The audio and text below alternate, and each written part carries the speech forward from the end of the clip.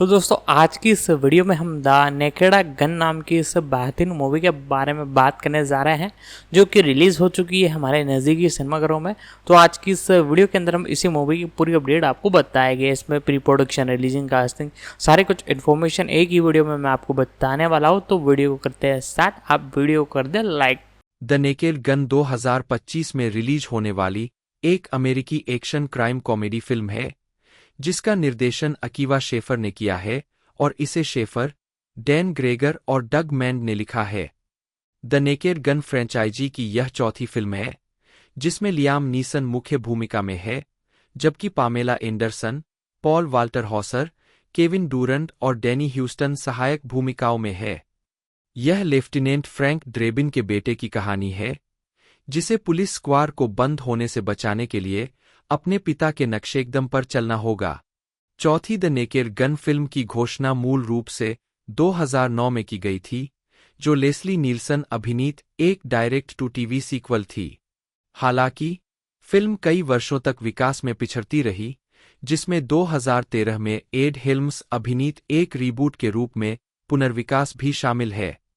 बाद में जनवरी 2021 में आधिकारिक तौर पर घोषणा की गई कि सेठ मैकफरलेन को इस परियोजना के विकास के लिए काम पर रखा गया था और उन्होंने नीसन को मुख्य भूमिका में लेने में रुचि व्यक्त की।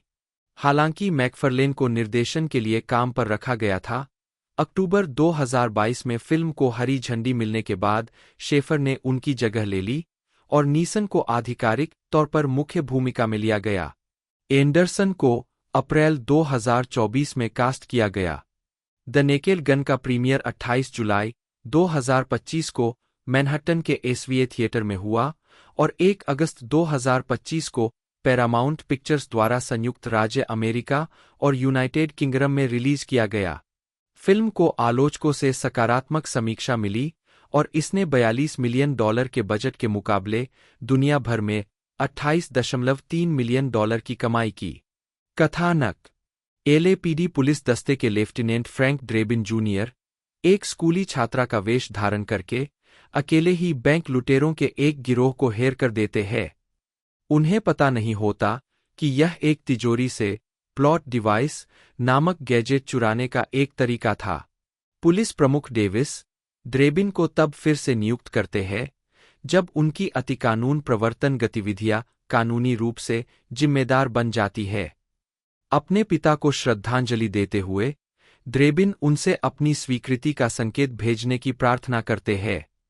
ड्रेबिन सॉफ्टवेयर इंजीनियर साइमन डेवनपोर्ट की घातक कार दुर्घटना की जांच करता है, उसे आत्महत्या मानता है, लेकिन घटनास्थल पर एक माचिस की डिब्बी देखता है।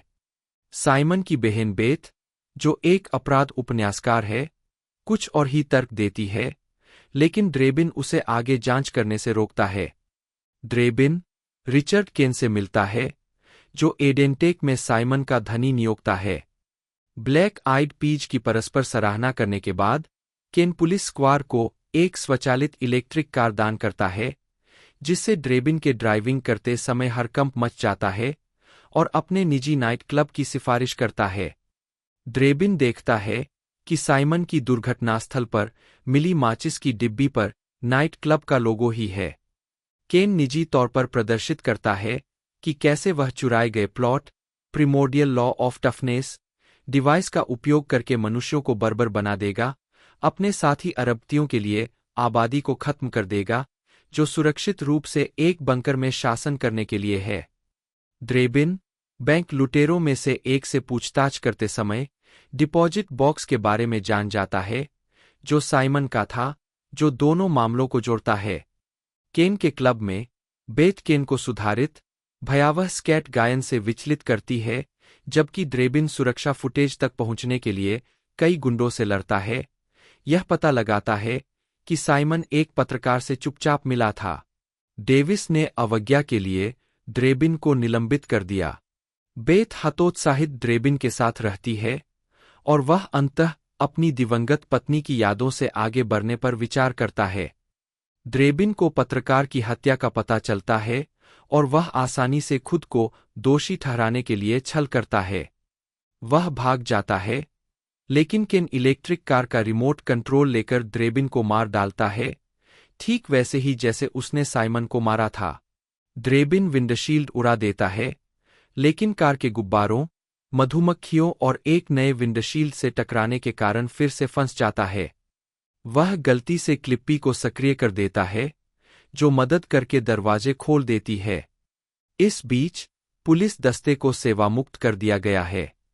बेथ बताती है कि साइमन को प्लॉट डिवाइस के दुरुपयोग का डर था, लेकिन ड्रेबिन को शक होता है कि बेथ उसका इस्तेमाल कर रही है और वह गुस्से में अपना घर छोड़ देता है।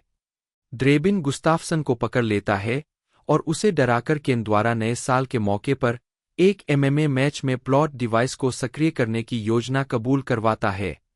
ड्रेबिन ponzi-scheme.com एरिना में मैच के लिए जाता है, जहां उसके पास एक ईयरपीस लगा होता है जो प्लॉट डिवाइस के प्रभाव को रोकता है।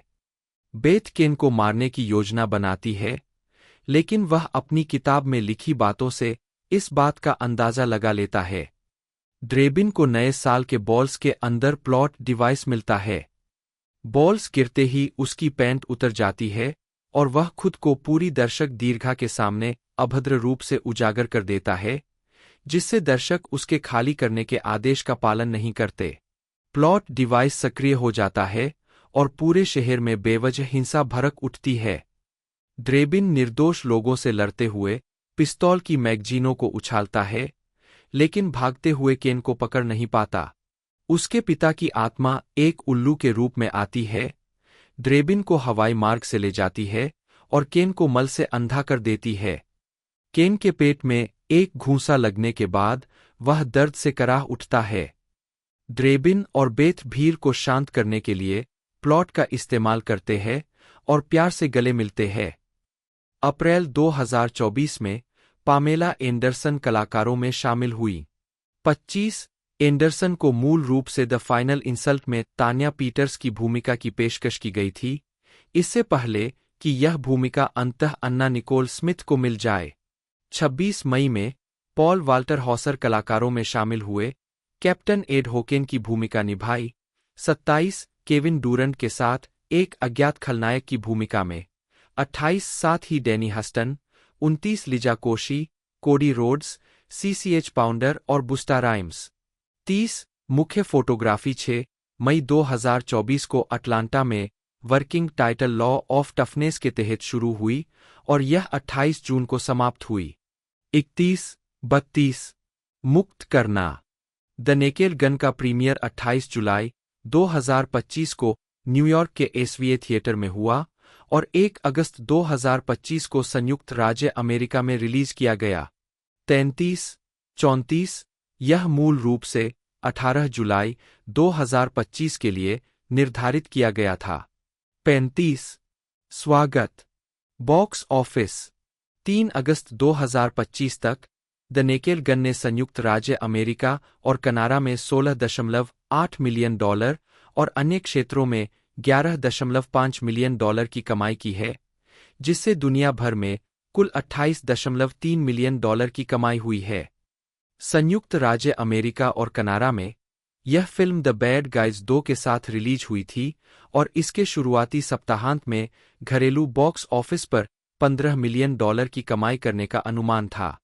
इसने पहले दिन $6.3 मिलियन की कमाई की, जिसमें गुरुवार के प्रीव्यू से $1.6 मिलियन की कमाई भी शामिल थी। 36 इसने घरेलू स्तर पर $17 मिलियन की कमाई की, जो नई रिलीज द बैड गाइज 2 के बाद तीसरे स्थान पर रही और अनुमान से थोड़ा आगे रही। 37-38 आलोचनात्मक स्वागत। समीक्षा। एग्रीगेटर वेबसाइट रॉटन टोमाटोज पर 214 आलोचकों की 90% समीक्षाएं सकारात्मक है। वेबसाइट की आम सहमति इस प्रकार है। लियाम नीसन का गंभीर व्यक्तित्व फ्रैंक ड्रेबिन की भावशून्य विदूषक शैली के लिए एकदम उपयुक्त साबित होता है। द नेकेड गन मूल त्रयी के बेतुके हास्यबोध को ऐसे पुनर्जीवित करती है जैसे वह कभी चलन से बाहर ही न हुआ हो। 39 मेटाक्रिटिक, जो भारित औसत का उपयोग करता है, ने 47 आलोचकों के आधार पर फिल्म को 100 में से 75 अंक दिए, जो आम तौर पर अनुकूल समीक्षाओं को दर्शाता है। 40 सिनेमास्कोर द्वारा सर्वेक्षण किए गए दर्शकों ने फिल्म को A+ से F पैमाने पर का औसत ग्रेड दिया। सेठ वुडबरी मैकफारलेन बटा M.K. फारेलेन बटा, जन्म 26 अक्टूबर 1973, एक अमेरिकी अभिनेता, एनिमेटर, लेखक, निर्माता, निर्देशक, हास्य अभिनेता और गायक है। उन्हें टेलीविजन सीरीज फैमिली गाय 1999 से और द ऑरविल 2017 से 2022 के निर्माता और स्टार के रूप में जाना जाता है, और टेलीविजन सीरीज अमेरिकन डैड 2005 से और द क्लीवलैंड शो 2009 से 2013 के सहनिर्माता के रूप में भी जाना जाता है। उन्होंने टेड 2012 और इसके सीक्वल टेड 2 2015 और a million ways to die in the west 2014 फिल्मों का सहलेखन, सहनिर्माण, निर्देशन और अभिनय भी किया है। MacFarlane Rhode Island School of Design RISD से स्नातक है, जहां उन्होंने एनिमेशन का अध्ययन किया। उन्हें हन्ना बारबरा की टेलीविजन श्रृंखला Johnny Bravo, cow and chicken और डेक्सटर की प्रयोगशाला के लिए एक एनिमेटर और लेखक के रूप में हॉलीवुड में भर्ती किया गया था। इस दौरान उन्होंने व्हाट ए कार्टून के लिए animated short Larry and Steve family गाय का एक ढीला अग्रदूत बनाया। 2008 में उन्होंने ऑनलाइन श्रृंखला सेठ मैकफरलेन के कैवलकेड ऑफ कार्टून कॉमेडी का निर्माण किया। मैकफरलेन ने Gilmore Girls, Star Trek, Enterprise, the war at home और फ्लैश फॉरवर्ड सहित लाइव एक्शन शो में एक अभिनेता के रूप में अतिथि भूमिका भी निभाई है। मैकफारलेन ने हॉलीवुड बाउल, कार्नेगी हॉल और रॉयल अल्बर्ट हॉल में गायक के रूप में प्रदर्शन किया है।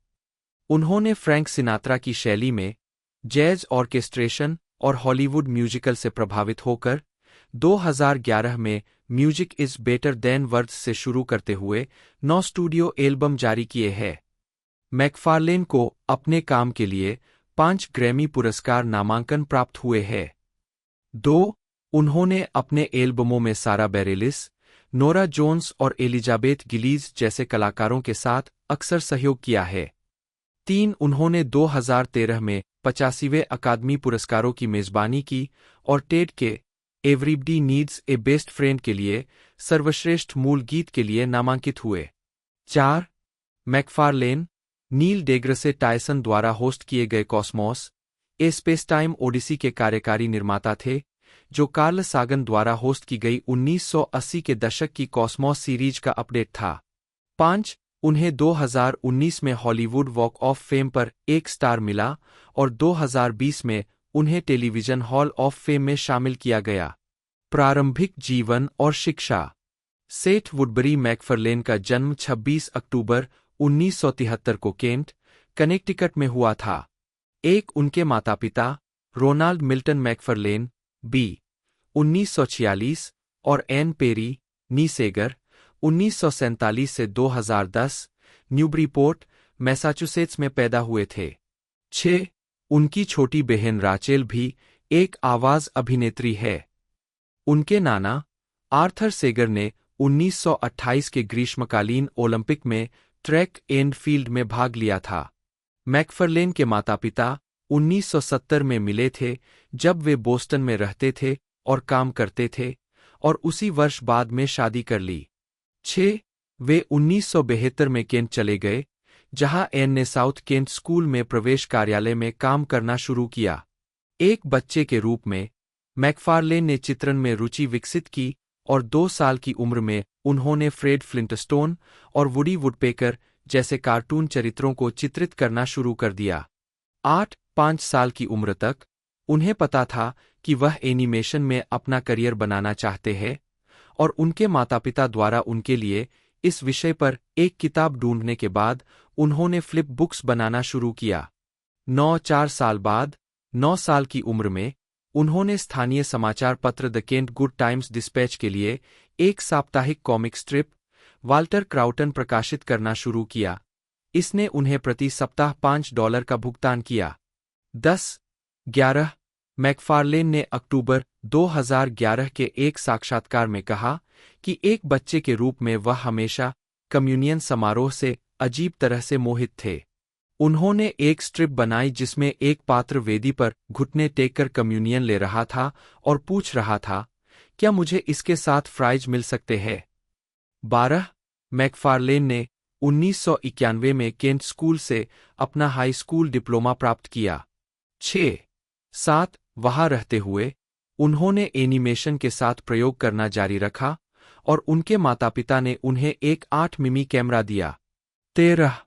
हाई स्कूल से स्नातक होने के बाद मैकफार्लेन ने road Island School of design, wrist में दाखिला लिया, जहां उन्होंने एनिमेशन में पढ़ाई की। एक छात्र के रूप में उनका इरादा डिज्नी के लिए काम करने का था, लेकिन द सिम्पसंस देखने के बाद उन्होंने अपना मन बदल लिया। 14. रिस्ट में अपने समय के दौरान उन्होंने स्टैंड अप कॉमेडी की। 15. उन्होंने कई छात्र फिल्मों में भी अभिनय किया और भविष्य के फैमिली गाय के कलाकार माइक हेनरी से मुलाकात की, जिनके भाई पैट्रिक मैकफार्लेन के सहपाठी थे। 16. अपने वरिष्ठ वर्ष में उन्होंने अपनी thesis film the life of Larry बनाई, जो फैमिली गाय के लिए प्रेरणा बन गई। 10. एक प्रोफेसर ने उनकी फिल्म एनिमेशन स्टूडियो हैना-बार्बरा को सौंपी, जहां बाद में उन्हें काम पर रखा गया।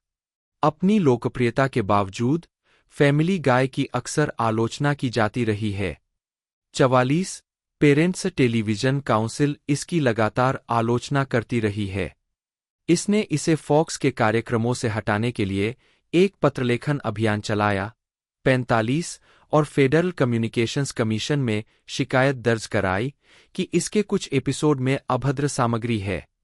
46. मैकफार्लेन ने पीटीसी की आलोचना का जवाब देते हुए कहा, यह हिटलर से नफरत भरा पत्र पाने जैसा है। वे सचमुच बहुत बुरे इंसान हैं। 47. फैमिली गाय को 2 बार रद्द किया जा चुका है।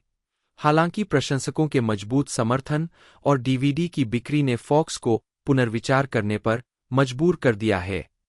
48.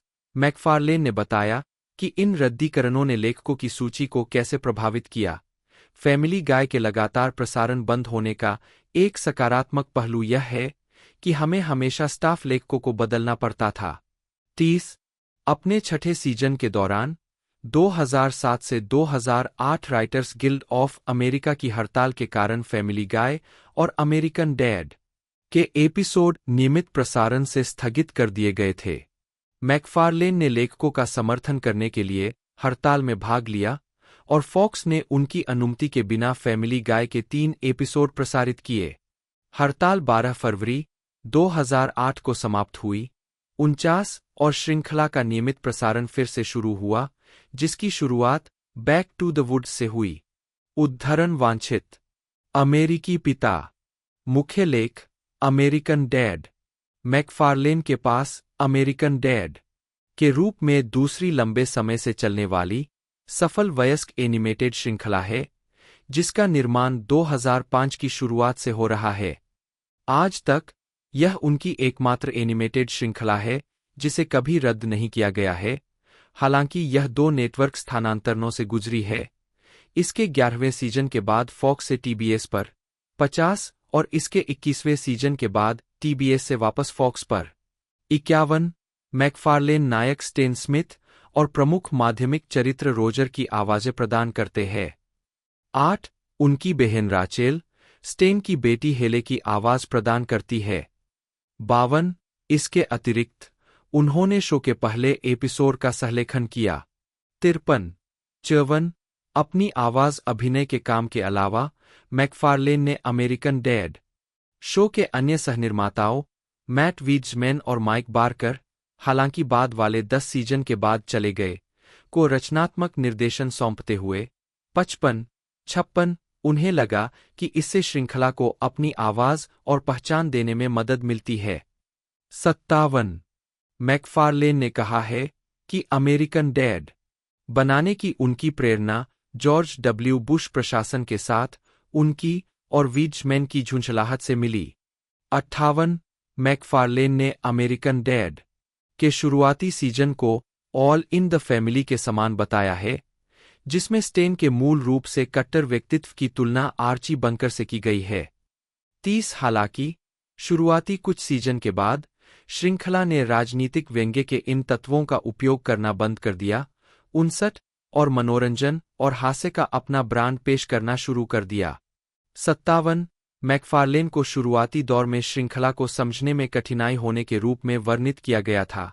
हालांकि शुरुआती सीजन के बाद उन्होंने श्रृंखला को गर्मजोशी से स्वीकार किया जब उन्हें लगा कि शो वास्तव में अपनी पहचान बना चुका है। उनके साथ ही सहरचनाकारों ने मैकफार्लेन के शुरुआती सीजन के बाद श्रृंखला पर बहुत अधिक ध्यान देने के माध्यम से इसे महसूस किया है। 60 क्लीवलैंड शो। मुख्य लेख द क्लीवलैंड शो। मैकफार्लेन ने द क्लीवलैंड शो नामक एक फैमिली गाय स्पिन-ऑफ विकसित किया जो क्लीवलैंड ब्राउन और उसके परिवार के चरित्र पर केंद्रित है।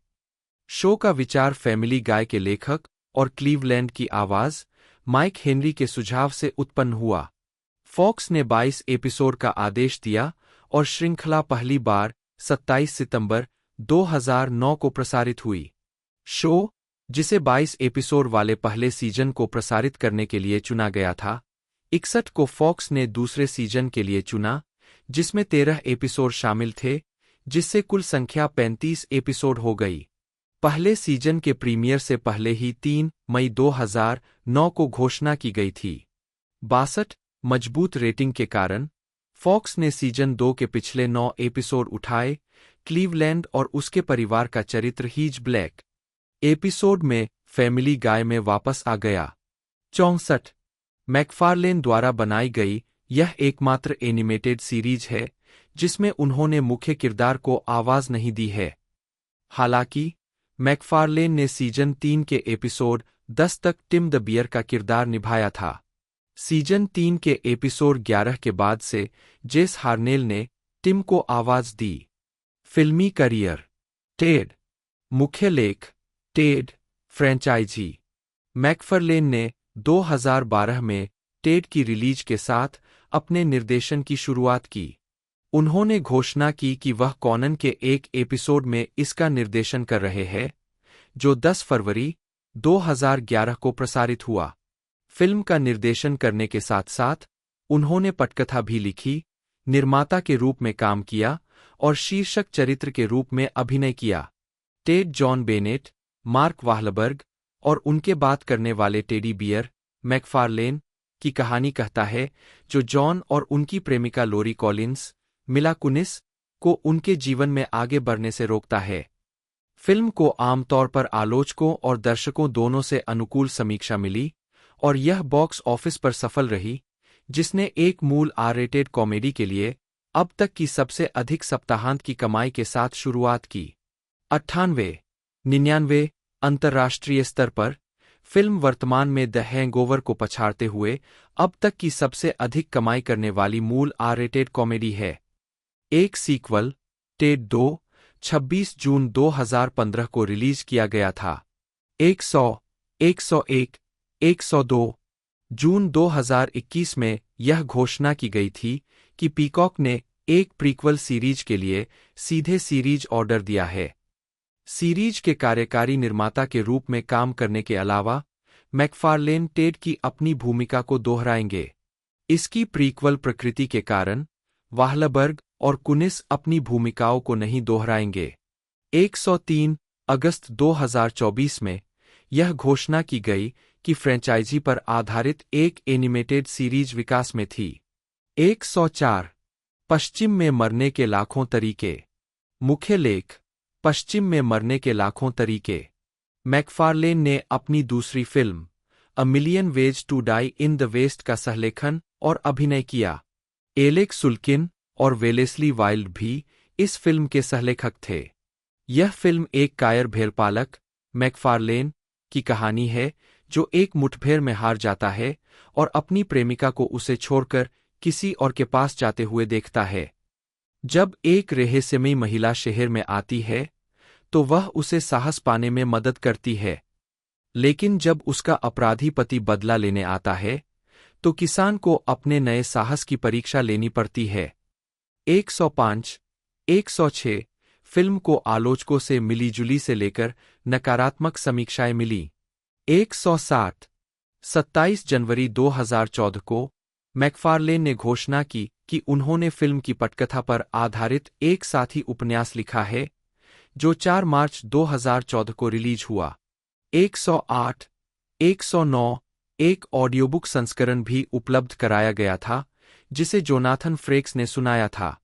110, मैकफारलेन ने फिल्म की शूटिंग के दौरान सप्ताहांत में किताब लिखी, आंशिक रूप से बोरियत के कारण। 111, संगीत व्यवसाय, रिकॉर्ड डील और एल्बम। मैकफारलेन 2014 में प्रदर्शन करते हुए। 2010 में मैकफारलेन ने यूनिवर्सल रिपब्लिक रिकॉर्ड्स के साथ एक रिकॉर्ड डील साइन की। 112, उन्होंने 2011 में अपना पहला album music is better than words release किया। यह एल्बम एक बड़ा बैंड बटा स्टैंडर्ड एल्बम है, जो द ग्रेट अमेरिकन सॉन्गबुक और विशेष रूप से शुरुआती से लेकर 50 के दशक के ऑर्केस्ट्रेशन के युग के प्रति उनके प्रशिक्षण और आकर्षण पर आधारित है। 113, इस एल्बम में नोरा जोन्स और सारा बैरेलिस के साथ युगल गीत थे। इसे 54वें ग्रैमी अवार्ड्स में सर्वश्रेष्ठ पारंपरिक पॉप वोकल एल्बम और सर्वश्रेष्ठ इंजीनियर एल्बम गैरशास्त्रीय श्रेणियों में नामांकित किया गया था। 114, मेटाक्रिटिक के संगीत समीक्षकों की समीक्षाओं के संकलन पर इसे 100 में से 52 अंक मिले। 116, 117, 118, 119, इसे ज्यादातर सकारात्मक समीक्षाएं मिली। 120, 121, 2015 में उनके तीसरे studio album no one ever tells you को सर्वश्रेष्ठ पारंपरिक पॉप वोकल एल्बम के लिए ग्रैमी पुरस्कार के लिए नामांकित किया गया था। 122, 123, 2016 में उन्हें 28वें वार्षिक फ्रैंक सिनात्रा सेलिब्रिटी आमंत्रण में बारबरा सिनात्रा द्वारा सम्मानित किया गया था। आजीविका, टेलीविजन करियर। हन्ना बारबरा के वर्ष। मैकफारलेन को वरिष्ठ फिल्म समारोह के दौरान विकास कार्यकारी एलेन कॉक्रिल और अध्यक्ष फ्रेड सीबर्ट ने भर्ती किया था। 18, वह अपनी ड्राइंग क्षमताओं के बजाय द लाइफ ऑफ लैरी की लेखन सामग्री के आधार पर हैना-बारबरा, तब हैना-बारबरा कार्टून्स में काम करने गए। वह कंपनी द्वारा पूरी तरह से लेखन प्रतिभा के आधार पर काम पर रखे गए कुछ लोगों में से एक थे।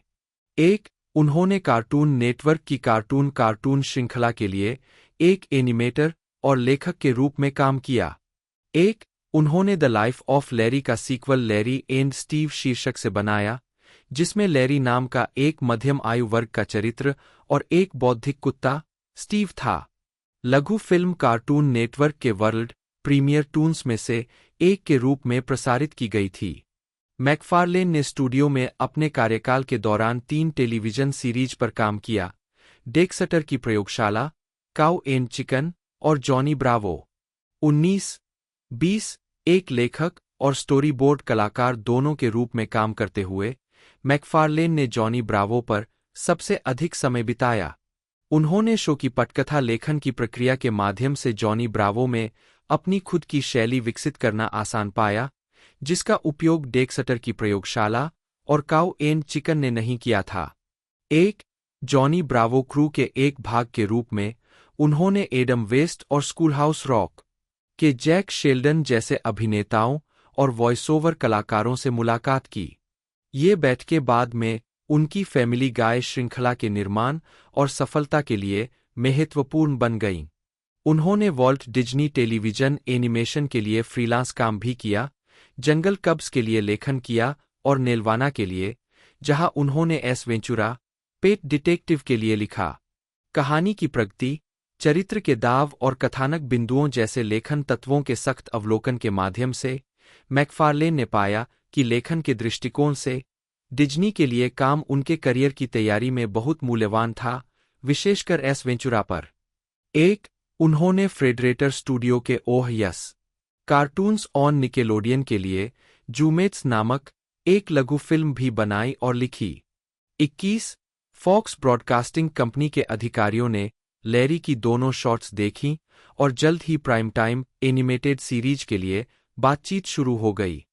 22 परिवार का लड़का, मुख्य लेख फैमिली गाय। हालांकि मैकफार्लेन को हैना बारबरा में काम करने में मजा आता था, लेकिन उन्हें लगता था कि उनका असली मकसद प्राइम टाइम एनिमेशन है, जो हास्य की एक बहुत ही तीखी शैली को जन्म देगा। उन्होंने हैना बारबरा में अपने कार्यकाल के दौरान पहली बार फॉक्स को फैमिली गाय की पेशकश की। वहां एक विकास कार्यकारी, जो प्राइम टाइम व्यवसाय में वापस आने की कोशिश कर रहा था, ने मैकफार्लेन को फॉक्स में वैकल्पिक कॉमेडी विभाग के प्रमुखों लेस्ली कोलिंस और माइक डार्नेल से मिलवाया। 1997 में किंग ऑफ द हिल की सफलता के बाद मैकफार्लेन ने कोलिंस को एक बार फिर बुलाया और श्रृंखला के लिए एक संभावित दूसरी पेशकश के बारे में पूछा। फॉक्स ने युवा लेखक को एक अजीब सौदा पेश किया। उन्होंने उसे एक पायलट का निर्माण करने के लिए $50,000, 2024 में $98,000 के बराबर का बजट दिया। 23 द अतिथि भूमिकाएं। मैकफार्लेन सिटकॉम, कॉमेडी और समाचार कार्यक्रमों, स्वतंत्र फिल्मों और अन्य एनिमेटेड शो में दिखाई दिए हैं। 2002 में MacFarlane Gilmore Girls episode Lorelai के ग्रेजुएशन डे में दिखाई दिए। 5 नवंबर 2006 को मैकफार्लेन ने फॉक्स के द वॉर एट होम में हिलेरीज डेट के रूप में अतिथि भूमिका निभाई, एक अनाम 33 वर्षीय व्यक्ति जो I wash my hands of you episode में किशोर हिलेरी को गुप्त रूप से डेट करता है। 154 मैकफार्लेन स्टार ट्रेक एंटरप्राइज के तीसरे सीजन के एपिसोड द फॉरगॉटन और चौथे सीजन के एपिसोड एफ्लिक्शन में इंजीनियर एनसाइन रिवर्स के रूप में भी दिखाई दिए। काले बालों वाला, चमड़े की जैकेट पहने एक आदमी का इंटरव्यू लिया जा रहा है। उसके सामने एक छोटा सा माइक्रोफोन है, जिस पर एक टेलीविजन चैनल का लोगो लगा है। 8 सितंबर 2008 को हॉलीवुड में Fox Fall Eco casino party में मैकफार्लेन का साक्षात्कार लिया गया। मैकफार्लेन 11 नवंबर 2006 को फॉक्स के कॉमेडी शो एमेडी टीवी के एपिसोड में दिखाई दिए। 156 मैकफार्लेन न्यूज शो और देर रात के टेलीविजन शो जैसे जिमी किमेल लाइव, 157 और late show with David Letterman में भी दिखाई दिए। 158 3 महीने बाद 24 मार्च 2007 को मैकफार्लेन का फॉक्स के टॉक शो विद स्पाइक फेरेस्टेन में साक्षात्कार हुआ। 159 और उन्होंने फ्रैंक सिनात्रा का गाना you make me feel so young गाकर शो का समापन किया। 160 उन्होंने स्टीवी की आवाज भी प्रदान की जब वह बोन्स के एक एपिसोड में सीली बूथ के लिए एक ब्रेन ट्यूमर प्रेरित मतिभ्रम के रूप में दिखाई दिए और एपिसोड के लिए अपने संवाद लिखे। 161 फैमिली गाय और अमेरिकन डैड के अलावा मैकफार्लेन ने अन्य कार्टून शो और फिल्मों में पात्रों को आवाज दी है। उन्होंने एक्वा टीन हंगर फोर्स के एक एपिसोड में वेन द ब्रेन मैकक्लेन को आवाज दी थी। 163 उन्होंने एडल्ट स्विम के रोबोट चिकन में विभिन्न पात्रों को भी आवाज दी है, जिसमें सीजन 2 के प्रीमियर में लायनो और सम्राट पाल्पेटीन के साथ साथ पीटर ग्रिफिन की पैरोडी भी शामिल है। उन्होंने सीजन 4 के प्रीमियर में खुद की पैरोडी भी की थी, जिसमें उन्होंने सीजन 3 के अंत में इसके काल्पनिक रद्द होने के बाद फैमिली गाय जैसे कटवे में इसका उल्लेख करके शो को नवीनीकृत किया था। उन्होंने बॉब बॉयल की एनिमेटेड किड्स सीरीज यिन यांग यो में खलनायक द मनोटॉर की भूमिका भी निभाई थी। 164 165 उन्होंने animated film Futurama Into the Wild Green Yonder में भी अतिथि भूमिका निभाई थी, जहां उन्होंने शुरुआती गीत that was then and this is too गाया था। 166 उन्होंने हुलू के एक विज्ञापन में भी अभिनय किया था, जिसमें उन्होंने एक एलियन की भूमिका निभाई थी जो हुलू को दुनिया को नष्ट करने की एक दुष्ट साजिश के रूप में प्रस्तुत करता है, जो धीरे धीरे उनके प्रसिद्ध फैमिली गाय और अमेरिकन डैड किरदारों की तरह है। उन्होंने कॉमेडी सेंट्रल सीरीज की अंतिम फिल्म ड्रॉन टुगेदर में भी अपनी आवाज दी थी। मैकफार्लेन ने 2010 की फिल्म टूथ फेरी में जिग्गी का किरदार निभाया था। अगस्त 2010 में वह डिज्नी के फिनीस और फर्ब के एक विज्ञानफाई थीम वाले episode nerds of A feather में अतिथि वॉइस ओवर के रूप में दिखाई दिए। 167 15 सितंबर 2012 को मैकफरलेन ने संगीत अतिथि फ्रैंक ओसियन के साथ सैटरडे नाइट लाइव के सीजन प्रीमियर की मेजबानी की। 168 यह एपिसोड मैकफरलेन की शो में पहली उपस्थिति थी। मैकफरलेन ने 2013 की फिल्म मूवी 43 में एक कैमियो किया था। 169 मैकफरलेन ने द सिम्पसंस और फ्यूचरामा के एक एपिसोड में मैट ग्रोएनिंग के साथ सहयोग किया। 170 171 172 2017 में वह स्टीवन सोडरबर्ग की हीस्ट कॉमेडी लोगन लकी में चैनिंग टैटम और एडम ड्राइवर के साथ दिखाई दिए। 173 2019 में MacFarlane Showtime limited series The Loudest Voice में दिखाई दिए। उन्होंने 2017 में अपना चौथा studio album In Full Swing release किया। 125 जिसमें फिर से जोएल मैकनेली द्वारा रचित गाने शामिल थे। 126 इससे 3 एकल रिलीज किए गए। That face. 127 almost like being in love. 128 और एव यू मेट मिस जोन्स। 129 इस एल्बम को best traditional pop vocal album और बेस्ट अरेंजमेंट इंस्ट्रूमेंटल और वोकल्स के लिए 2 ग्रैमी अवार्ड्स के लिए नामांकित किया गया था। 130 2019 में अपने 5वें studio album Once in a While के लिए। 131 मैकफारलेन ने संगीतकार एंड्रयू कॉटेटी के साथ काम किया। 132 2020 में मैकफारलेन ने अपना छठा studio album great songs from stage and screen 133 संगीतकार ब्रूस ब्रॉटन के साथ रिलीज किया, जिनके साथ उन्होंने एल्बम की रचना द ऑरविल में की है। 134 अपने पिछले 4 एल्बमों की तरह उन्होंने अधिकांश गाने एबे रोड स्टूडियो में रिकॉर्ड किए। हालांकि एल्बम के पोस्ट प्रोडक्शन का अधिकांश काम कोविड-19 महामारी के कारण घर पर ही किया गया था। 135 2022 में उन्होंने अपना 7वां studio album Blue Skies release किया। 136 नवंबर 2023 में मैकफारलेन ने गिलीज के साथ एक सहयोगी Christmas album We Wish You the Merriest जारी किया। घोषणा के दिन इसी नाम का मुख्य एकल रिलीज किया गया। 137 जून 2025 में मैकफारलेन ने अपना 9वां album Lush Life The Lost Sinatra Arrangements release किया। जॉन विल्सन द्वारा निर्देशित इस एल्बम में मूल रूप से नेल्सन रिडल, बिली मे और डॉन कोस्टा द्वारा फ्रैंक सिनात्रा के लिए संगीत तैयार किया गया था, लेकिन इन्हें कभी निर्मित नहीं किया गया और मैकफारलेन ने सिनात्रा की संगीत सामग्री की लाइब्रेरी में इन्हें खोजा। 138 सहयोग उन्हें कैलाब्रिया 40 के 2013 के एकल लेट्स फॉल इन लव में दिखाया गया था। 139 2016 में उन्होंने बारबरा स्ट्रीसैंड के साथ उनके एल्बम एनकोर मूवी पार्टनर्स सिंग ब्रॉडवे के लिए युगल गीत प्योर इमेजिनेशन रिकॉर्ड किया। 140 मैकफारलेन ने 2017 में कारपूल कराओके द सीरीज के एक एपिसोड में एरियाना ग्रांडे के साथ कई शो ट्यून गाए। 141 2020 में कोविड-19 महामारी के दौरान मैकफारलेन और एलिजाबेथ गिलीज ने स्पॉटिफ पर सॉन्ग्स फ्रॉम होम नामक प्लेलिस्ट में कुल 8 गानों की एक श्रृंखला पर सहयोग किया। 142 मैकफारलेन को मेघन ट्रेनर के Christmas album a very trainer Christmas में दिखाया गया था और उन्होंने व्हाइट क्रिसमस का एक कवर किया था। 14 नवंबर 2020 को जारी एडल्ट कंटेम्परेरी चार्ट पर सिंगल ने 24वें नंबर पर शुरुआत की, जो दोनों के लिए तीसरी हॉलिडे एंट्री थी और बाद में यह चार्ट पर नंबर 1 पर पहुंच गया।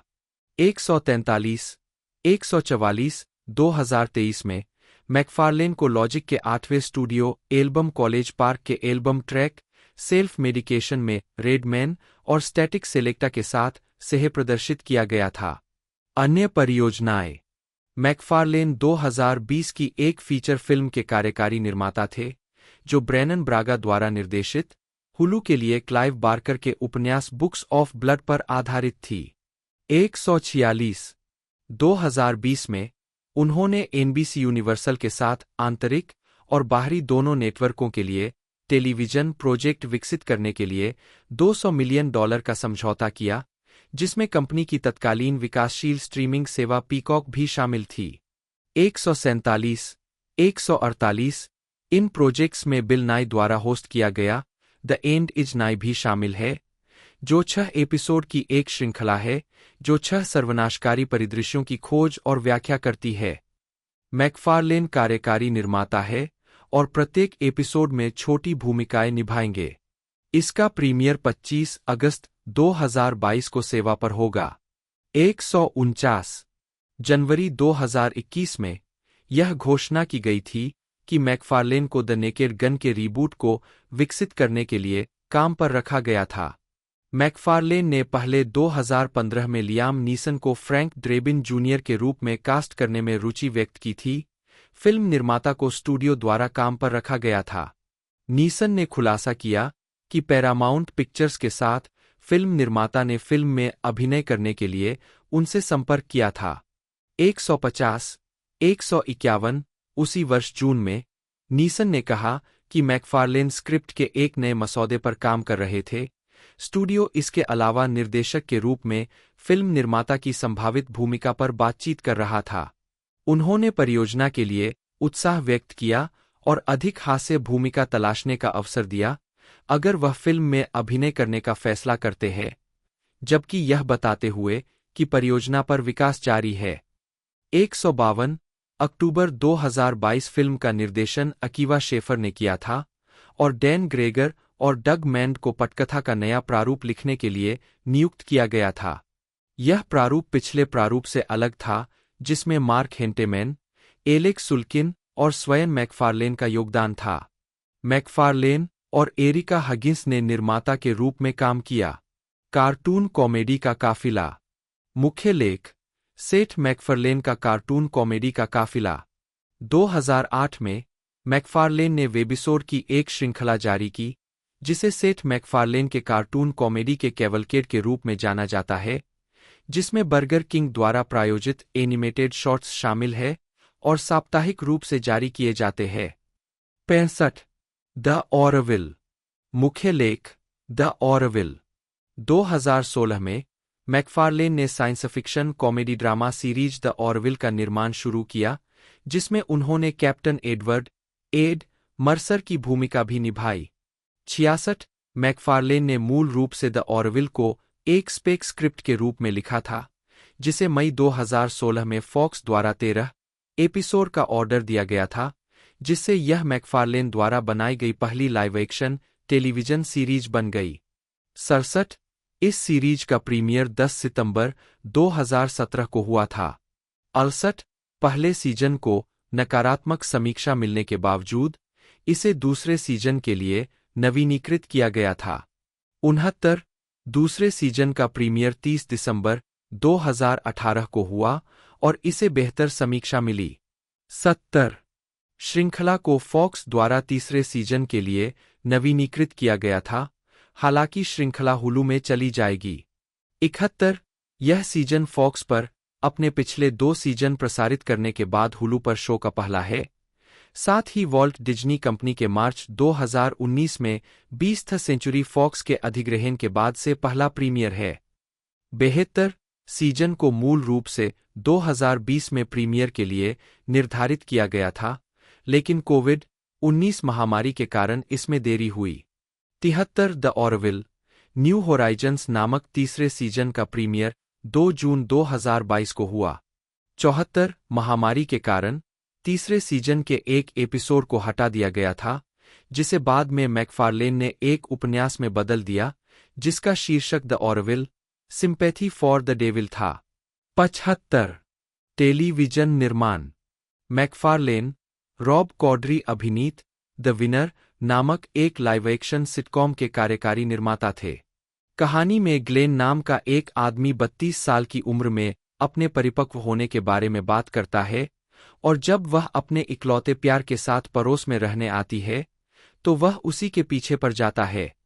ग्लेन अपने बेटे से मिलती है और दोनों अच्छे दोस्त बन जाते हैं। 76 यह शो 2007 के वसंत में फॉक्स पर 6 एपिसोड के लिए प्रसारित हुआ था। 77 अगस्त 2011 में फॉक्स ने कॉस्मोस ए स्पेसटाइम ओडिसी की 13 भाग वाली अपडेटेड सीरीज का ऑर्डर दिया। मैकफारलेन ने एन ड्रुयान और स्टीवन सोटर के साथ इस सीरीज का सहनिर्माण किया। नई सीरीज की मेजबानी नील डेग्रसे टायसन ने की है और मार्च 2014 में चैनल पर इसका प्रसारण शुरू हुआ। अगली रात नेशनल जियोग्राफिक चैनल पर इसके दोबारा प्रसारण हुए। 79 कार्यकारी निर्माताओं में से एक के रूप में सेवा करने के अलावा मैकफारलेन ने सीरीज के एनिमेटेड हिस्सों के दौरान पात्रों के लिए आवाजें भी दीं। मैकफारलेन कार्यकारी निर्माता के रूप में लौट आए और इसकी अगली सीरीज कॉस्मोस पॉसिबल वर्ल्ड्स, जो 2020 में प्रसारित हुई, के लिए आवाजें दीं। 80, 2013 और 2014 में मैकफारलेन ने डैड्स नामक एक लाइव एक्शन सिटकॉम का एक सीजन निर्मित किया। 81, यह सीरीज सेठ ग्रीन द्वारा अभिनीत एली और जियोवानी रिब्सी द्वारा अभिनीत वार्नर के इर्द-गिर्द घूमती है, जो 30 के दशक के दो सफल व्यक्ति हैं, जिनकी दुनिया तब उलझ जाती है जब उनके पिता उनके साथ रहने आते हैं। मैकफारलेन, एलेक्स सुल्किन और वेलेस्ली वाइल्ड ने इस सीरीज का कार्यकारी निर्माण किया, जबकि सुल्किन और वाइल्ड ने इसे लिखा। 82, 2014 में मैकफारलेन के कार्यकारी ने स्टारज के लिए ब्लंट टॉक नामक 2 सीजन 20 एपिसोड की श्रृंखला का निर्माण किया। 83, 84, 85 श्रृंखला में एक अंग्रेजी न्यूज़कास्टर का अनुसरण किया गया, जो एक शराबी टॉक शो की मेजबानी करने के लिए अपने शराबी नौकर और कई असफल विवाहों के बोझ के साथ लॉस एंजिल्स चला जाता है। 2009 में मैकफारलेन ने एनिमेटेड सीरीज बॉर्डर टाउन पर काम शुरू किया। 86, यह सीरीज टेक्सास में आधारित है और एक सीमा गश्ती एजेंट और एक मैक्सिकन आप्रवासी की कहानी पर आधारित है, जो अमेरिका के बदलते सांस्कृतिक परिदृश्य पर व्यंग्य करती है। 2016 की पहली छमाही में फॉक्स पर इसके 13 एपिसोड प्रसारित हुए। 87, टेलीविजन होस्टिंग। मैकफारलेन ने कॉमेडी सेंट्रल रोस्ट्स में भाग लिया है। मैकफारलेन एकमात्र ऐसे व्यक्ति है जिन्होंने एक से ज्यादा रोस्ट के लिए रोस्टमास्टर की भूमिका निभाई है। 2010 में उन्होंने डेविड हैसलहॉफ के रोस्ट के लिए यह भूमिका निभाई थी। 88 अगले वर्ष वह डोनाल्ड ट्रंप और चार्ली शीन के रोस्ट में रोस्टमास्टर थे। 1 अक्टूबर 2012 को यह घोषणा की गई कि मैकफारलेन 24 फरवरी 2013 को 85वें अकादमी पुरस्कारों की मेजबानी करेंगे। 89, 90, 91, उन्होंने 10 जनवरी 2013 को अभिनेत्री एम्मा स्टोन के साथ नामांकित व्यक्तियों को भी प्रस्तुत किया। मेजबानी के अलावा मैकफारलेन को वाल्टर मर्फी के साथ अपनी फिल्म टेड के लिए थीम गीत everybody needs a best friend के सहलेखन के लिए सर्वश्रेष्ठ मूल गीत श्रेणी के लिए अकादमी पुरस्कार में भी नामांकित किया गया था।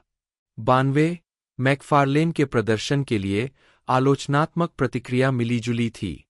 एंटरटेनमेंट वीकली के स्तंभकार ओवेन ग्लीबरमैन ने टिप्पणी की, शरारती कारक पर लगातार ध्यान आकर्षित करके मैकफारलेन ने आक्रोश का एक प्रतिध्वनि कक्ष बनाया। 93, द हॉलीवुड रिपोर्टर के टिम गुडमैन ने मैकफारलेन के अभिनय की प्रशंसा करते हुए कहा कि उन्होंने उम्मीद से कहीं बेहतर प्रदर्शन किया।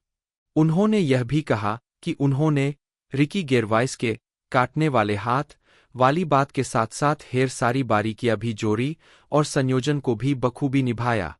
94, उन्होंने वी सॉ योर बूब्स नामक एक संगीतमय गीत के रूप में विवाद खड़ा कर दिया। 95, 29 अक्टूबर 2014 को यह घोषणा की गई कि मैकफारलेन ब्रेकथ्रू पुरस्कार समारोह की मेजबानी करेंगे। यह कार्यक्रम सिलिकॉन वैली में आयोजित किया गया और 15 नवंबर 2014 को डिस्कवरी चैनल और साइंस पर और 22 नवंबर 2014 को बीबीसी वर्ल्ड न्यूज पर वैश्विक स्तर पर प्रसारित किया गया। 96, अगले वर्ष वे मेजबानी के लिए फिर से आए। न्यूयॉर्क टाइम्स के साथ एक साक्षात्कार में अनुभव को याद करते हुए मैकफारलेन ने कहा, मैंने लगभग 6 महीने बिना सोए और बिना किसी जीवन के बिताए, बस अपने रसोईघर में पागलों की तरह चित्र बनाते हुए और इस पायलट पर काम करते हुए।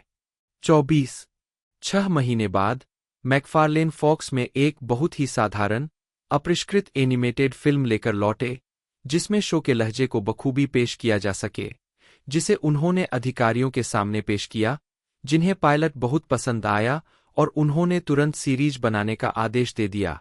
1 जुलाई 1998 में उन्होंने जनवरी 1999 में पहली बार प्रसारित होने वाले फैमिली गाय के खरीदने की घोषणा की। 25 फैमिली गाय मूल रूप से एमएडी टीवी पर लघु कार्यक्रमों की एक श्रृंखला के रूप में थी, ठीक उसी तरह जैसे एक दशक पहले द ट्रेसी उल्मैन शो पर द सिम्पसंस की शुरुआत हुई थी। बजट संबंधी चिंताओं के कारण शो के एमएडी टीवी कनेक्शन के लिए बातचीत शुरू में ही विफल हो गई। एक 24 साल की उम्र में मैकफार्लेन टेलीविजन के सबसे कम उम्र के कार्यकारी निर्माता थे। 8 फैमिली गाय पहली बार 31 जनवरी 1999 को प्रसारित हुआ। 26 फैमिली गाय को एनिमेट करने में मैकफार्लेन का काम जैकी ग्लीसन और हैना बारबरा के साथ साथ द सिम्पसंस और ऑल इन द फैमिली से प्रभावित था। 27 3 episode death has a shadow, family guy viewer mail 1 और नॉर्थ बाय नॉर्थ क्वाहोग लिखने के अलावा मैकफार्लेन ने फैमिली गाय के मुख्य पुरुष पात्रों Peter Griffin, Stewie Griffin, Brian Griffin और ग्लेन क्वागमायर के साथ साथ टॉम टकर, उनके बेटे जेक टकर और अन्य पात्रों को आवाज दी। उच्च डीवीडी बिक्री और प्रशंसक वफादारी से बल मिला, फैमिली गाय $1 बिलियन की फ्रेंचाइजी में विकसित हुई। 23-4 मई 2008 को लगभग 2+1 साल की बातचीत के बाद मैकफार्लेन ने फॉक्स के साथ फैमिली गाय और अमेरिकन डैड को 2012 तक बनाए रखने के लिए $100 मिलियन का समझौता किया। इसने उन्हें दुनिया का सबसे ज्यादा भुगतान पाने वाला टेलीविजन लेखक बना दिया।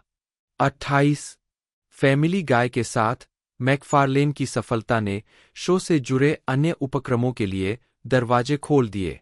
26 अप्रैल 2005 को उन्होंने और संगीतकार वाल्टर मर्फी ने family guy live in Vegas का निर्माण किया।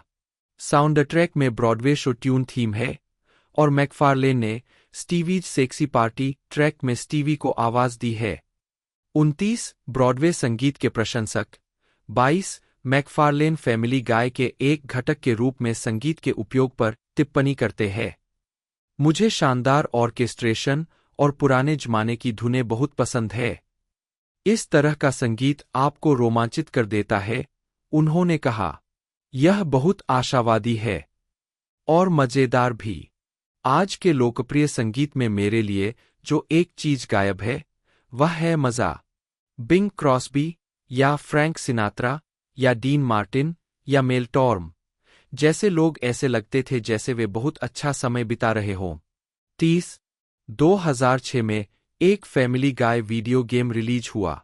31 2 साल बाद अगस्त 2007 में मैकफार्लेन ने हेडसेंस के साथ एक डिजिटल कंटेंट प्रोडक्शन डील पूरी की। 32 वह कलाकारों को लाइव दर्शकों के सामने पात्रों को आवाज देने के लिए प्रेरित करते हैं। फैमिली गाय लाइव प्रशंसकों को भविष्य की पटकथाएं सुनने का अवसर प्रदान करता है। 2007 के मध्य में शिकागो के प्रशंसकों को आगामी छठे सीजन के प्रीमियर ब्लू हार्वेस्ट को सुनने का अवसर मिला। इसके शो मॉन्ट्रियल, न्यूयॉर्क शहर, शिकागो और लॉस एंजल्स में आयोजित किए गए हैं। 33 1 जून 2007 को road Island School of design के स्वागत समारोह में मैकफार्लेन। 22 जुलाई 2007 को द हॉलीवुड रिपोर्टर के साथ एक साक्षात्कार में मैकफार्लेन ने घोषणा की कि वह एक फीचर फिल्म पर काम शुरू कर सकते हैं, हालांकि कुछ भी आधिकारिक नहीं है। 34 सितंबर 2007 में रिकी ब्लिट ने TV.com को एक साक्षात्कार दिया जिसमें पुष्टि की गई कि उन्होंने पहले ही स्क्रिप्ट पर काम करना शुरू कर दिया है। 35 फिर 18 जुलाई 2008 को टीवी वीक में मैकफार्लेन ने अगले वर्ष के भीतर किसी समय एक नाटकीय रूप से रिलीज फैमिली गाय फीचर फिल्म का निर्माण करने की योजना की पुष्टि की। 36 वह कहानी के लिए एक विचार के साथ आए, कुछ ऐसा जो आप शो पर नहीं कर सकते थे, जो उनके लिए एक फिल्म करने का एकमात्र कारण है। बाद में उन्होंने कहा कि वह फिल्म की कल्पना द साउंड ऑफ म्यूजिक के समान संवाद के साथ एक पुरानी शैली के संगीत में के रूप में करते हैं। 13 अक्टूबर 2011 को मैकफार्लेन ने पुष्टि की कि फैमिली गाय फिल्म के लिए एक सौदा किया गया था और वह इसे श्रृंखला के सहनिर्माता रिकी ब्लिट के साथ लिखेंगे। 30 नवंबर 2012 को उन्होंने परियोजना की योजनाओं की पुष्टि की। 39 मैकफार्लेन द्वारा टेड 2 पर काम करने के दौरान परियोजना को रोक दिया गया था। 40 2018 में फॉक्स ने घोषणा की कि श्रृंखला पर आधारित एक लाइव एक्शन बटा एनिमेटेड फिल्म विकास में है। 41 मैकफार्लेन ने टेड और अन्य परियोजनाओं पर काम करने के लिए 2011 में श्रृंखला से दूरी बना ली और तब से केवल एक आवाज अभिनेता के रूप में शो से जुड़े रहे हैं। कलात्मकता, संगीतमय तरीका। फ्रैंक सिनात्रा ने मैकफार्लेन और उनके संगीत को महत्वपूर्ण रूप से प्रभावित किया। मैकफार्लेन की आवाज मध्यम आवाज की है। 175 वह एक पियानोवादक और गायक है जिन्होंने अपने शुरुआती वर्षों में ली और सैली स्वीटलैंड से प्रशिक्षण लिया, जो बारबरा स्ट्रीसैंड और फ्रैंक सिनात्रा के गायन प्रशिक्षक थे। एनपीआर के साथ एक साक्षात्कार में उन्होंने उनकी प्रशिक्षण शैली पर टिप्पणी की, वे वास्तव में आपको प्रशिक्षित करते हैं। वे आपको पुराने ढंग से गाना सिखाते हैं, जब आपके पास कोई इलेक्ट्रॉनिक मदद नहीं थी। वे आपको अपने दांत दिखाना सिखाते हैं। अगर आप सिनात्रा के गाते हुए पुराने फोटो देखें, तो उनमें बहुत सारे खुले हुए दांत हैं। यह कुछ ऐसा था जिस पर ली स्वीटलैंड दिन-रात काम करते थे, और सही भी था, क्योंकि यह पूरे प्रदर्शन को रोशन कर देता। 177 2010 में वह क्रिसमस कॉन्सर्ट स्पेशल में जॉन विल्सन ऑर्केस्ट्रा के साथ प्रोम्स में फिर से दिखाई दिए। 2012 में यह घोषणा की गई कि वह ब्रॉडवे संगीत का जश्न मनाने वाले एक कॉन्सर्ट में जॉन विल्सन ऑर्केस्ट्रा के साथ प्रोम्स में फिर से दिखाई देंगे। 178 2015 में मैकफार्लेन फिर से जॉन विल्सन ऑर्केस्ट्रा के साथ एक गायक के रूप में प्रोम्स में दिखाई दिए, इस बार एक सिनात्रा कार्यक्रम में। 179 अपने संगीत जुनून के बारे में मैकफार्लेन ने कहा है, मुझे रोमांचक ऑर्केस्ट्रेशन पसंद है और मैं इससे रोमांचित हूँ। आप उस आकार के बैंड के साथ क्या कर सकते हैं, और मुझे लगता है कि कई मायनों में यह एक खोई हुई कला है। 180 उनका संगीत मुख्य रूप से मुखर जैज, शो ट्यून्स और स्विंग है। 181, 182, 183, 184, 185 वह अपने शो और फिल्मों में संगीत में कॉमेडी का भी उपयोग करते हैं। 186 को प्रभावित। मैकफार्लेन ने कहा है कि उनके कॉमेडी प्रभावों में Woody Allen, Jackie Gleason, Mel Brooks, Monty Python, Matt Groening और नॉर्मन लियर शामिल है। 187, 188, 189 जबकि उनके संगीत प्रभावों में Frank Sinatra, Dean Martin, Vic Damone, Johnny Mercer, Bing Crosby, Bobby Darin, Gordon मैक्रे और रैट पैक शामिल है। 190, 191 सक्रियतावाद। राजनीतिक दृष्टिकोण। मैकफार्लेन डेमोक्रेटिक पार्टी के समर्थक है। 47 उन्होंने विभिन्न डेमोक्रेटिक कांग्रेस समितियों और तत्कालीन अमेरिकी सीनेटर बराक ओबामा के 2008 के राष्ट्रपति अभियान में $2 लाख से अधिक का दान दिया है। 192 उन्होंने कहा है कि वे भांग के वैधीकरण का समर्थन करते हैं। 193 2015 में मैकफार्लेन ने 2016 के अमेरिकी राष्ट्रपति चुनाव के लिए बर्नी सैंडर्स का समर्थन किया और उन्होंने लॉस एंजिल्स की एक रैली में सैंडर्स को मंच पर पेश किया। 194 प्राइमरी के बाद उन्होंने आम चुनाव के दौरान राष्ट्रपति पद के लिए हिलेरी क्लिंटन का समर्थन किया। 195 2019 में उन्होंने 2020 के अमेरिकी राष्ट्रपति चुनाव में पीट बटिगिएग का समर्थन किया। 196 प्राइमरी के बाद उन्होंने आम चुनाव के दौरान राष्ट्रपति पद के लिए जो बिडेन का समर्थन किया। 197 उन्होंने 2024 के अमेरिकी राष्ट्रपति चुनाव के लिए फिर से बिडेन का समर्थन किया। 198 बिडेन द्वारा अपनी उम्मीदवारी वापस लेने के बाद मैकफार्लेन ने कमला हैरिस का समर्थन किया। 199 समलैंगिक अधिकारों की वकालत। मैकफार्लेन समलैंगिक अधिकारों के समर्थक है। 2008 में संयुक्त राज्य अमेरिका के सर्वोच्च न्यायालय द्वारा ओबरगेफेल बनाम होजेस मामले की सुनवाई से पहले मैकफार्लेन ने इसे क्रोधित करने वाला और मूर्खतापूर्ण कहा था कि दो समलैंगिक साथियों को इस तरह की घिनौनी हरकत से गुजरना पड़ता है जब वे एक होटल में रुकते हैं और काउंटर के पीछे वाला आदमी कहता है, आपको एक कमरा चाहिए या दो। उन्होंने आगे कहा, मैं समलैंगिक समुदाय के प्रति अपने समर्थन और इस समय उनकी मौजूदा स्थिति को लेकर बेहद भावुक हूं। 200 मानवतावादी मूल्यों के प्रति उनकी सक्रिय, भावुक प्रतिबद्धता और समान विवाह अधिकारों और अन्य सामाजिक न्याय के मुद्दों के प्रति उनके निडर समर्थन के सम्मान में मैकफार्लेन को 2011 में Harvard humanist of the year नामित किया गया था। 201 बोलने के कार्यक्रम। मैकफार्लेन कॉलेज परिसरों में अक्सर बोलने वाले अतिथि है। 202 16 अप्रैल 2006 को उन्हें स्टैनफोर्ड विश्वविद्यालय के ASSU स्पीकर्स ब्यूरो द्वारा मेमोरियल ऑडिटोरियम में 1000 से अधिक दर्शकों को संबोधित करने के लिए आमंत्रित किया गया था।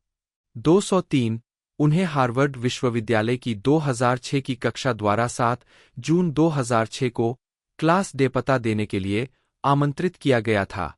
उन्होंने खुद के रूप में बात की और पीटर ग्रिफिन, स्टीवी ग्रिफिन और ग्लेन क्वागमायर के रूप में भी बात की।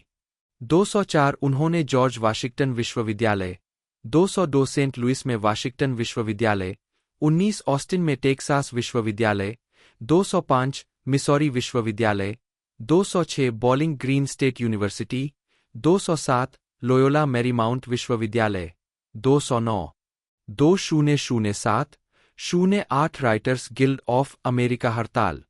WGA रैली में मैकफार्लेन 9 नवंबर 2007 को कल्वर सिटी में राइटर्स गिल्ड ऑफ अमेरिका की रैली में बोलते हुए 2007 08 के राइटर्स गिल्ड ऑफ अमेरिका की हड़ताल के दौरान मैकफार्लेन ने सार्वजनिक रूप से राइटर्स गिल्ड का पक्ष लिया और हड़ताल में पूरी तरह से भाग लिया।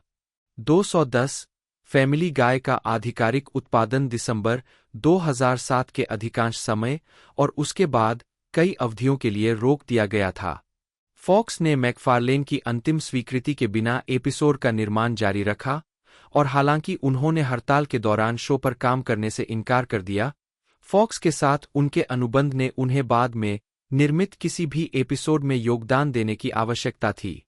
211 फैमिली गाय पर जारी उत्पादन की अफवाहों ने मैकफार्लेन से बयान को प्रेरित किया कि अगर उन्होंने ऐसा किया तो यह एक बहुत बड़ा मूर्खतापूर्ण कदम होगा।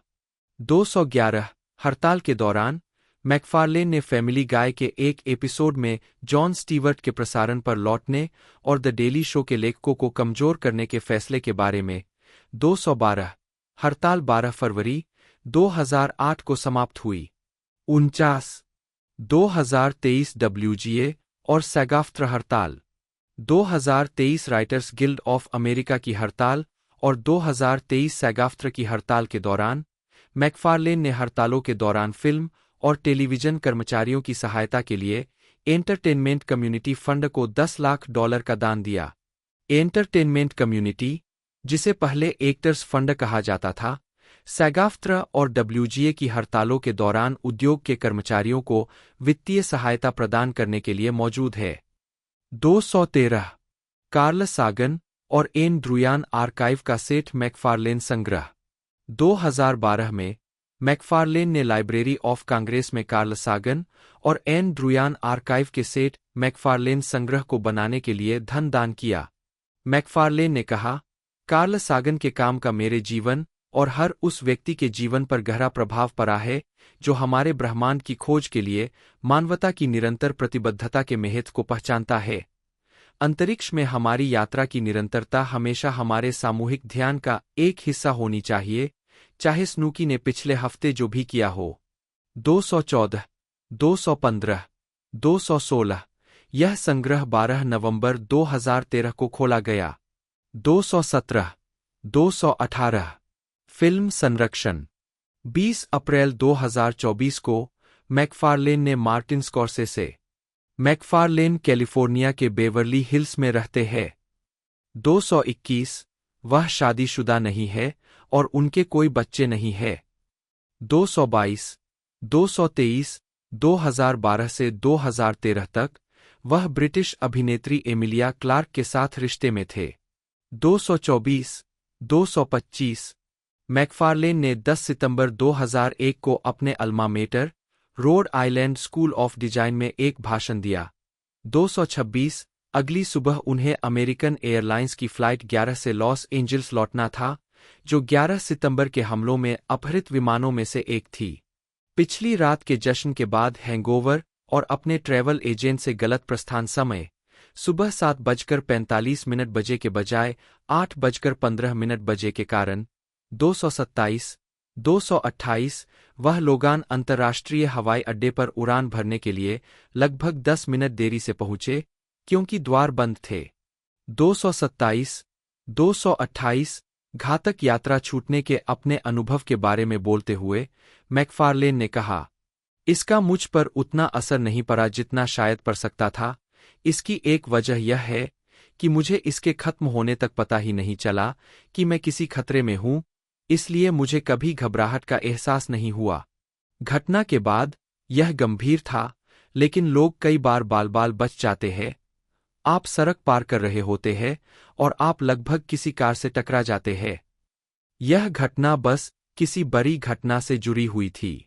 मैं इसे खुद पर असर नहीं पड़ने दे सकता क्योंकि मैं एक कॉमेडी लेखक हूं। मुझे यह बात अपने दिमाग में बैठानी होगी।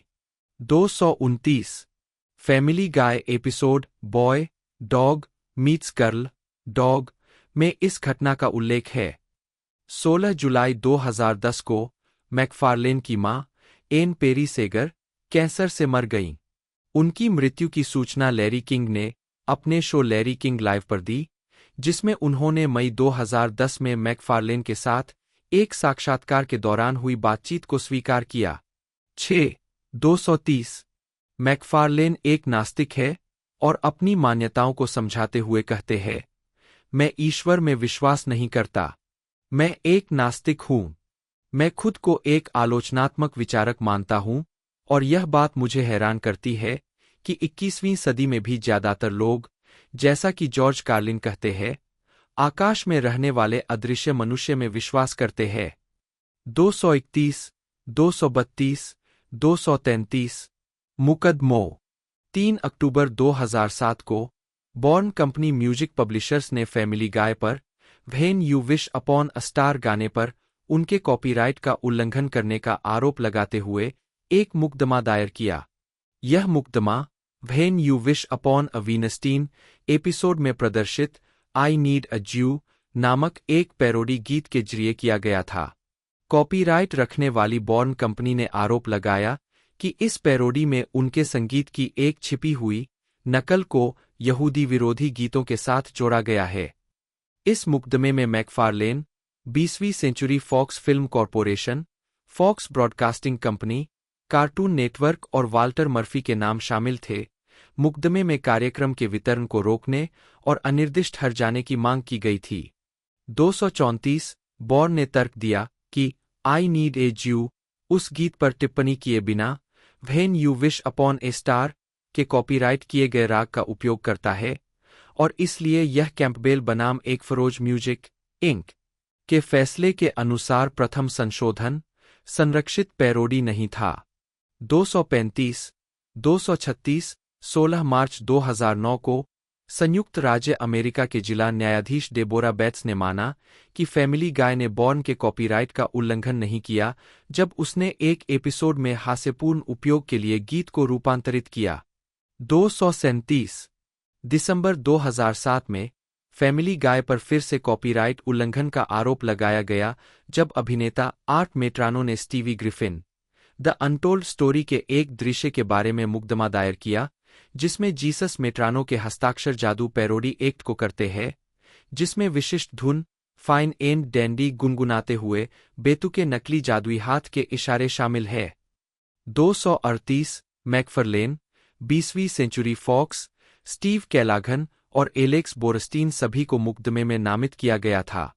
239 जुलाई 2009 में एक संघीय जिला अदालत के न्यायाधीश ने फॉक्स की याचिका को खारिज कर दिया, जिसमें कहा गया था कि पहले 3 उचित उपयोग कारक शामिल थे: उपयोग का उद्देश्य और चरित्र, उल्लंघन किए गए कार्य की प्रकृति और लेने की मात्रा और पर्याप्तता। खारिज करने से इनकार करते हुए अदालत ने माना कि दृश्य में संदर्भ यीशु और उनके अनुयायियों को हल्का बनाता है, मेट्रानो या उसके कृत्य को नहीं। 240, 241, 242 मामला 2010 में अज्ञात शर्तों के साथ अदालत के बाहर सुलझा लिया गया था।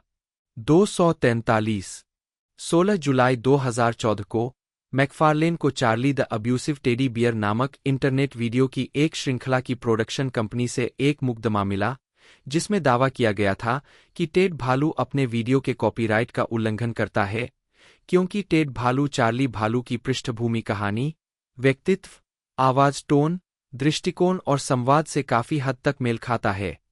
244 23 मार्च 2015 को मुकदमा पूर्वाग्रह के साथ खारिज कर दिया गया था, जब वादी ने स्वीकार किया कि टेड स्वतंत्र रूप से बनाया गया था और मुकदमा वापस ले लिया। 245 246 247 पुरस्कार और नामांकन। यह भी देखे सेठ मैकफार्लेन द्वारा प्राप्त पुरस्कारों और नामांकनों की सूची। मैकफार्लेन को फैमिली गाय पर उनके काम के लिए 24 प्राइम टाइम एमी पुरस्कारों के लिए नामांकित किया गया है और उन्होंने 2000, 2002, 2016, 2017 और 2019 में 5 बार जीता है। 248 उन्हें family guy, live in Vegas, music is better than words, family guy, no one ever tells you और इन फुल स्विंग में उनके काम के लिए 5 ग्रैमी पुरस्कारों के लिए नामांकित किया गया है। 249, 250, 251, 252 उन्हें फिल्म के संगीतकार वाल्टर मर्फी के साथ अपनी फिल्म टेड के शुरुआती गीत everybody needs a best friend के सहलेखन के लिए सर्वश्रेष्ठ मूल गीत के लिए अकादमी पुरस्कार के लिए नामांकित किया गया था। 92 उन्हें अन्य संगठनों से कई पुरस्कार मिले हैं, जिनमें एनिमेटेड टेलीविजन प्रोडक्शन में सर्वश्रेष्ठ वॉयस एक्टिंग के लिए एनी अवार्ड और ब्लू हार्वेस्ट नामक फैमिली गाय एपिसोड के लिए सर्वश्रेष्ठ टेलीविजन प्रस्तुति के लिए सैटर्न अवार्ड, सर्वश्रेष्ठ ऑन स्क्रीन जोड़ी के लिए एमटीवी मूवी अवार्ड और टेड के लिए सर्वश्रेष्ठ कॉमेडी का एम्पायर अवार्ड शामिल है। 253, 254, 2019 में मैकफार्लेन को 6259 हॉलीवुड ब्लव्ड पर हॉलीवुड वॉक ऑफ फेम पर 1 स्टार मिला। 255, 2020 में उन्हें टेलीविजन हॉल ऑफ फेम में शामिल किया गया। 256, 2022 में इक्वाडोर से हाइलोस्किर्टस मेन्हक, हाइलोस्किर्टस सेथ मैकफार्लानेई की एक नई प्रजाति का वर्णन किया गया और उसका नाम उसके नाम पर रखा। तो ये एक तरह से सिनेमाघरों में 1 अगस्त 2025 को रिलीज़ की गई थी और तकरीबन 3 से 4 दिन हो चुके हैं, जिसके अंदर इस मूवी ने 28 मिलियन का बॉक्स ऑफिस कलेक्शन दिया है और इसलिए इसका 2 वीक का जो कलेक्शन हाईएस्ट जो होगा वो 200 मिलियन तक जा सकता है। बाकी अच्छा खासा परफॉर्मेंस ने दिया है। मूवी के बजट के बारे में बात की जाए तो 48 पॉइंट तकरीबन 5 मिलियन का इसका बजट है, जो अच्छे खासे एक तरह से तरीके से मूवी चली तो आराम से रिकवर कर लेगी। बाकी मैंने पूरी अपडेट इस मूवी की आपको बताई दी है। वीडियो अच्छी लगी हो तो लाइक करना ना भूलिएगा दोस्तों। मिलते हैं अगले वीडियो में।